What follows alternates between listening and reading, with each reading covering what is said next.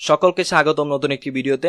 তো আজকে হচ্ছে আমাদের এসইও কোর্সের 14তম পর্ব এবং আমরা এসইওর খুবই গুরুত্বপূর্ণ একটি অংশ, সেটা হচ্ছে অনপেজ এসইওতে ছিলাম। তো আজকে হচ্ছে অনপেজ এসইওর 4র্থ পর্ব। তো আমরা গত পর্বে আমাদের ওয়েবসাইটকে গুগল ওয়েবমাস্টার টুলসে বা গুগল সার্চ কনসোলে ভেরিফাই করা দেখেছি এবং আমাদের ওয়েবসাইটটি করেছি। আশা করি আপনারাও আপনাদের ওয়েবসাইটের গুগল সার্চ কনসোলে ভেরিফাই করে ফেলেছেন। তো আজকে আমরা আরেকটু বেশি কিছু দেখার চেষ্টা করব এবং গুগল সার্চ কনসোল সম্পর্কে একটু বিস্তারিত জানার চেষ্টা করব। তাহলে চলুন শুরু করা যাক। তো সবার প্রথমে আমাদেরকে গুগলে চলে যেতে হবে এবং গুগল ওয়েবমাস্টার টুলসে চলে যেতে হবে।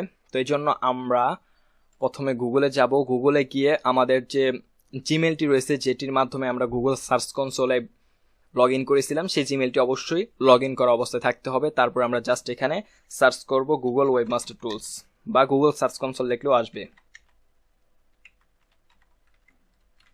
গুগল ওয়েবমাস্টার লিখে সার্চ করার পর আপনারা এখানে দেখবেন যে গুগল সার্চ কনসোল নামে একটি অপশন রয়েছে। জাস্ট আমরা এখানে ক্লিক করব।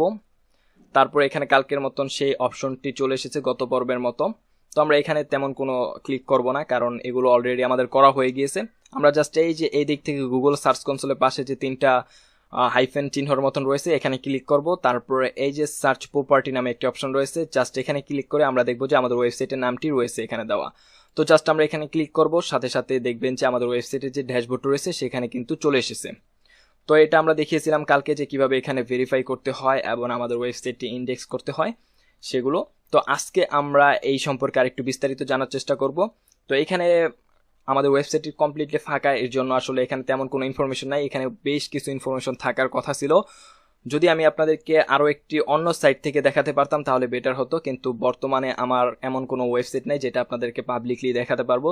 যেগুলো আছে সেগুলো সবগুলো আসলে পাবলিকলি এত মানুষের সামনে দেখানো যাবে না, সেগুলো একটু প্রাইভেট জিনিসপত্র এবং আমাদের ক্লায়েন্টের কাজ রয়েছে কিছু, তো সেখান থেকে দেখানোটা উচিত হবে না। তো এজন্য আমি এখান থেকে জাস্ট একটু সিম্পল আলোচনা করে দিব যাতে আপনারা সেখান থেকে বুঝে নিতে পারেন। তো সবার প্রথম কাজটি হচ্ছে আমাদের সাইট ম্যাপটি ইন্ডেক্স করে ফেলা। আমাদের যে ওয়েবসাইটে সাইট ম্যাপ রয়েছে সেটা।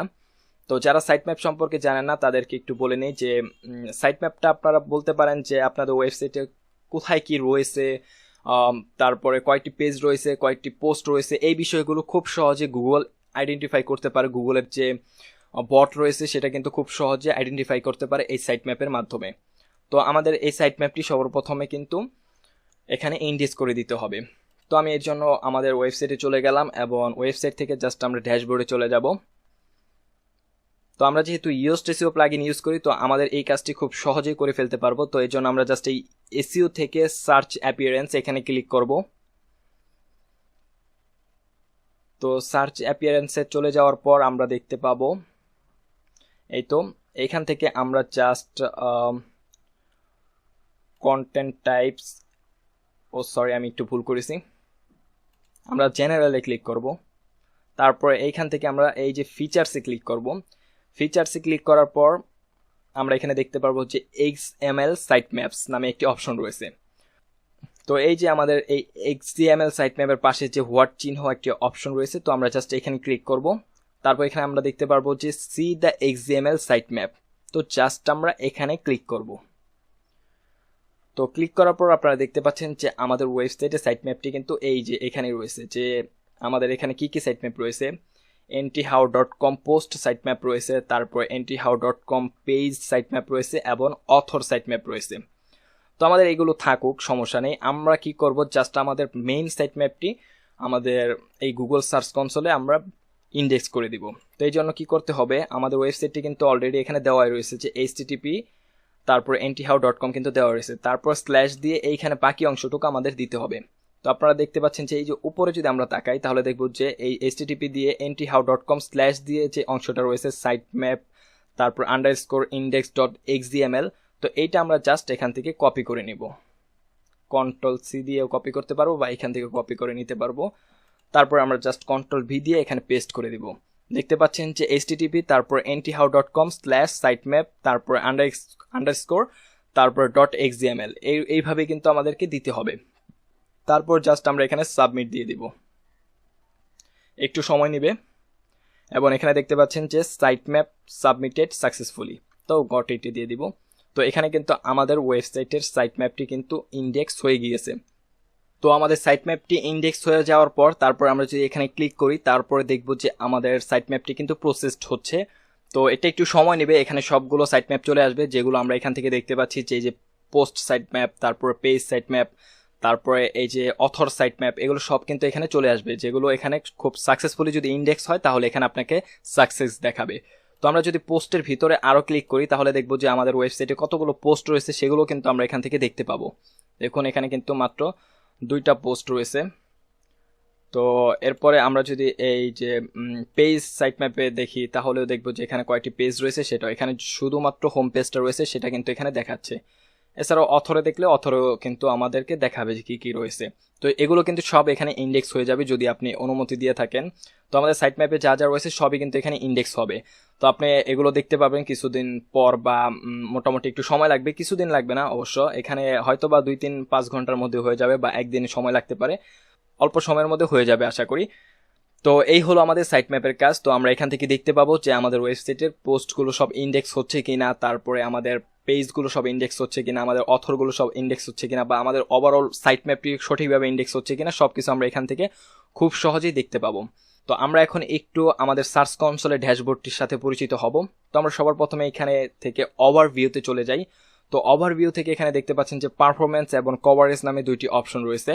তো পারফরমেন্সের মাধ্যমে আপনার খুব সহজে আপনাদের ওয়েবসাইটের কিছু অ্যানালাইটিক্স বিষয় জানতে পারবেন, যেমন আপনার ওয়েবসাইটে কতগুলো ইমপ্রেশন হয়েছে, গুগলে কতবার দেখাইছে সেই বিষয়টা আপনারা জানতে পারবেন এখান থেকে, এবং সেই দেখানো থেকে কতগুলো মানুষ ক্লিক করেছে সেটাও কিন্তু এখান থেকে দেখতে পাবেন। তো আমি যদি এখান থেকে আরেকটু ভালোভাবে দেখাতে পারতাম তাহলে বেটার হতো, যে এখানে যদি ডেটাগুলো থাকতো তাহলে আরেকটু ভালোভাবে। তো আমাদের সাইট ম্যাপের পর্ব শেষ হয়ে গেল, দেখাতে পারতাম। তো আপনারা এখান থেকে বুঝে নেবেন, খুব সহজেই বুঝে যাবেন আশা করি, কারণ খুব কঠিন তেমন কিছু নেই এখানে। আপনারা খুব সহজে বুঝতে পারবেন যে আপনার ওয়েবসাইটে কতগুলো ইমপ্রেশন হচ্ছে প্রতিদিন। ইমপ্রেশন মানে হচ্ছে আপনাদের ওয়েবসাইটে কেউ সার্চ করলে কোনো কিওয়ার্ড লিখে তখন কতবার দেখাচ্ছে গুগলে সেটা, আর কতবার ক্লিক করছে, মানুষ ঢুকছে আপনার ওয়েবসাইটে কতবার, সেটাও কিন্তু আপনারা এখান থেকে খুব সহজেই দেখতে পাবেন। এছাড়াও আপনারা যদি এখান থেকে রিপোর্টে ক্লিক করেন তাহলে আরো ভালোভাবে এখান থেকে বিস্তারিতভাবে জানতে পারবেন। তো এটা এবং কভারেজ হচ্ছে আপনার ওয়েবসাইটে ধরেন কোনো ধরনের ইউআরএল জনিত কোনো সমস্যা রয়েছে কিনা, আপনার কোনো ইউআরএল গুগল পাচ্ছে না, আপনার কোনো আপনার ওয়েবসাইটে কোনো ইউআরএল বা কোনো পোস্ট বা কোনো পেজ দেখা গেছে যে গুগলের কাছে ইন্ডেক্স হয়ে গেছে কিন্তু আপনি ডিলিট করে দিয়েছেন, সেইগুলো একটা ইরর দেখাতে পারে, তখন কিন্তু আপনাকে এই কভারেজে দেখাবে। তো আপনি এখান থেকে খুব ভালোভাবেই দেখতে পারবেন, খুব সহজেই বুঝতে পারবেন। এছাড়াও আপনার কোন পেজে স্পিড কম রয়েছে, কোন পেজে কি সমস্যা রয়েছে, সবকিছু মোটামুটি আপনি এই কভারেজের মাধ্যমে দেখতে পাবেন। যদিও বা এখানে ফাঁকা, তো আমি এখানে দেখাতে পারছি না, তো এই জন্য আমি দুঃখিত। তো এরপর আপনারা দেখতে পাচ্ছেন যে এখানে রয়েছে পারফরমেন্স। তো আমরা জাস্ট পারফরমেন্সে ক্লিক করব, যেটা আমরা কিন্তু এই ওভারভিউ থেকে যদি ওপেন রিপোর্টে ক্লিক করি সেটা আর পারফরমেন্স সেম জিনিস। তো আমরা এখান থেকেও মোটামুটি সেই ইমপ্রেশনের টোটাল কতটি ইমপ্রেশন রয়েছে, টোটাল কতগুলো ক্লিক রয়েছে, তারপরে সিটিআর কতগুলো, অ্যাভারেজ পজিশন কত, সেটাও কিন্তু আমরা এখান থেকে খুব সহজেই দেখতে পাবো। এছাড়াও এইগুলো খুব একটা দরকার না হলে আপনার সবচেয়ে বেশি দরকার হবে এই যে এই পাশে আপনার কোন কোন কিওয়ার্ডগুলো লিখে আপনার ওয়েবসাইটটি কতবার কতগুলো ভিজিটর ঢুকতেছে, কতবার আপনার একটা কিওয়ার্ডের উপর কোন আর্টিকেলটা র্যাঙ্কিং আছে, সবকিছু কিন্তু আপনি এখান থেকে দেখতে পাবেন। তো এছাড়াও এখানে আরো বিভিন্ন ধরনের অপশন রয়েছে যেগুলো খুব একটা আপনার দরকার হবে না। আরেকটা জিনিস যেটা দরকার হবে সেটা হচ্ছে এই লিঙ্কস। তো আপনি যদি লিঙ্কসে ক্লিক করেন তাহলে এখানে দেখবেন যে প্রচুর ওয়েবসাইটের আপনার লিঙ্ক রয়েছে, যে ওয়েবসাইটে আপনার ওয়েবসাইটকে লিঙ্ক দিবে সেই ওয়েবসাইটের লিঙ্কগুলো এখানে থাকবে, এক্সটার্নাল লিঙ্কও থাকবে, ইন্টারনাল লিঙ্কও থাকবে। তো আপনার দেখতে হবে এক্সটার্নাল লিঙ্কগুলো। তো সেই সাইটগুলোকে আপনাকে একটু পরীক্ষা করে দেখতে হবে যে সেগুলো কি ভালো সাইট নাকি খারাপ সাইট। কারণ অনেক সময় দেখা গেছে যে সেই সাইটগুলো যদি তাদের যদি স্প্যাম স্কোর খুব বেশি হয়, এছাড়াও তাদের যদি গুগলে খুব একটা ভালো রেপুটেশন না থাকে তাহলে কিন্তু আপনার ওয়েবসাইটের স্প্যাম স্কোর বেড়ে যাবে, এবং সেই ক্ষেত্রে কিন্তু আপনার একটা ব্যাড রেপুটেশন তৈরি হবে গুগলের কাছে। তো আপনার র্যাঙ্কিং হারানোর সম্ভাবনা থাকবে। তো আপনার এখান থেকে যতগুলো সাইট রয়েছে সবগুলো এখান থেকে চেক করবেন এবং দেখবেন যে সেগুলোর রেপুটেশন কীরকম, সেগুলো স্প্যাম স্কোর কীরকম, অথরিটি কীরকম, ডোমেন অথরিটি, পেজ অথরিটি সেগুলো কীরকম, সেগুলো কিন্তু আপনাকে দেখে নিতে হবে। এর ফলে কি হবে যে আপনি খুব সহজেই বুঝতে পারবেন যে আপনার ওয়েবসাইটে কোন কোন সাইটগুলো লিঙ্ক দিচ্ছে, তো সেগুলোকে ভালো দিক থেকে লিঙ্ক দিচ্ছে নাকি খারাপ সাইট থেকে লিঙ্ক দিচ্ছে, সেগুলো আপনাকে আইডেন্টিফাই করতে হবে এবং সেই লিঙ্কগুলো আলাদাভাবে কালেক্ট করে রাখতে হবে এবং সেগুলো গুগলের কাছে আপনাকে দিয়ে দিতে হবে যে এগুলো আমাকে ব্যাড লিঙ্ক দিচ্ছে, যেগুলো আমি দিতে চাচ্ছি না। তো সেটাও আমরা ভবিষ্যতের ভিডিওতে দেখাবো। তো এখানে আমার ইনফরমেশন নাই দেখে আমি খুব একটা ভালোভাবে আলোচনা করতে পারলাম না, তারপর আপনারা একটু ঘাটাঘাটি করবেন, তাহলে খুব সহজে এগুলো বুঝে যাবেন। তো আশা করি আপনারা বুঝতে পেরেছেন যতটুকু বোঝানোর চেষ্টা করেছি। তবে এখানে সাইট ম্যাপের কাজটা এখানে মূলত মেইন বিষয় ছিল, এছাড়াও আপনারা এগুলো খুব সহজেই বুঝে যাবেন আশা করি। তো এই ছিল মোটামুটি আজকে ভিডিও, আশা করি সকলে ভালো লেগেছে। তো ভালো লাগলে অবশ্যই একটি লাইক দেবেন এবং এই বিষয়ে কোনো মন্তব্য থাকলে অবশ্যই কমেন্টে জানাবেন। ধন্যবাদ সকলকে পুরো ভিডিওটি দেখার জন্য।